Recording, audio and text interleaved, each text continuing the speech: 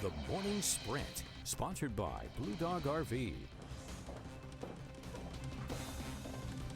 At 6:52, it's time now for our Wednesday morning sprint here on Good Morning Northwest. We'll be checking in with Rio Barber in just a minute, but first, here's a look at the top stories of today. Kennewick police are interviewing the victim of an armed robbery at a gas station this morning. At 4:37, police got the call that a man with a gun threatened the clerk at Rocket Mart on Edison near Canal. The suspect is described as a white male in his mid-20s wearing black pants and a sweatshirt. And at the time of the robbery, he was wearing a bandana over his face. He was last seen running northbound towards 240. Kennewick police and Benton County deputies are actively trying to find him. And an officer-involved shooting in Kennewick led to the arrest of a wanted man yesterday. A caller told officers that 33-year-old Elijah Lowell was living behind a house near West 4th Avenue and South Moraine Street. Lowell was wanted on felony and misdemeanor warrants. Officers were able to follow Lowell down to someone else's backyard where they tried to deploy a taser, but it was unsuccessful. Lowell then pulled out a gun on officers, and that's when an officer fired at but missed Lowell. Benton County deputies say a woman walked into a Cadlick emergency room with a gunshot wound to the head Monday morning, and according to doctors, she's now in satisfactory condition. The 21-year-old arrived at Cadlick with the head wound and then was transferred to Harborview. Officials say her name is Daisy Ramos. She's 5'2" and 110 pounds, and anyone who saw her in the 48 hours leading up to Monday morning should contact deputies at the number here on your screen. A teen has been arrested in connection with an armed robbery last week in Selah. A 17-year-old and another boy were allegedly there when the 13-year-old pointed a gun at the victim's face when he refused to strip. The victim then handed over his sweatshirt, pants, Louis Vuitton belt, and shoes. A third suspect is still at large.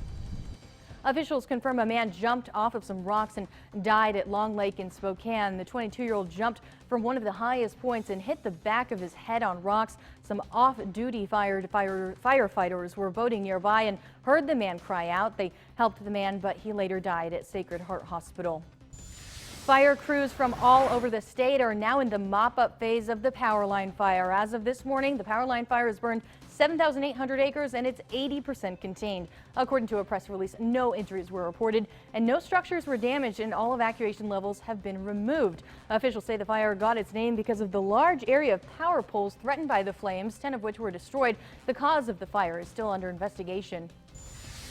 Two men were arrested Monday in a stolen vehicle case authorities say may be connected to a string of burglaries in Tumwater and Chehalis. State Fish and Wildlife Police saw a U-Haul parked on the side of U.S. Highway 12 about 10 miles west of Natchez that was listed as stolen from Tumwater. A 41-year-old and a 39-year-old told police they locked their keys in the truck and needed help. They were both arrested for possession of a stolen motor vehicle.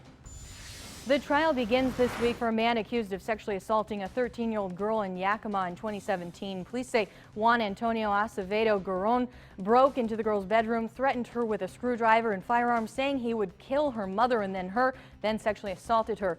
Acevedo Garon is charged with first-degree rape of a child and first-degree child molestation, among other charges. The jury selection process began yesterday.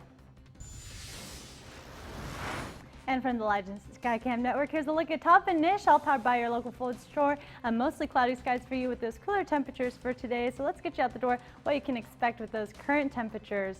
For the Tri-Cities, you can expect 65 degrees there, 64 in Walla Walla, 59 in Pendleton, over in Ellensburg, 58 degrees, and 60 in the Yakima area, 62 in Toppenish. And for those wind speeds, of course, fairly moderate for us, 9 miles per hour in Walla Walla, 9 in Tri-Cities, 11 miles per hour in Pendleton, over in Yakima, 6 miles per hour, and 17 up in Ellensburg, 11 in Cle Elum there. And here's a look at your radar satellite for today. Again, those clouds moving through our region for today. Slight chance for a shower in the Yakima area, Ellensburg, as well as over in Dayton and Connell. So just have an umbrella on standby just in case.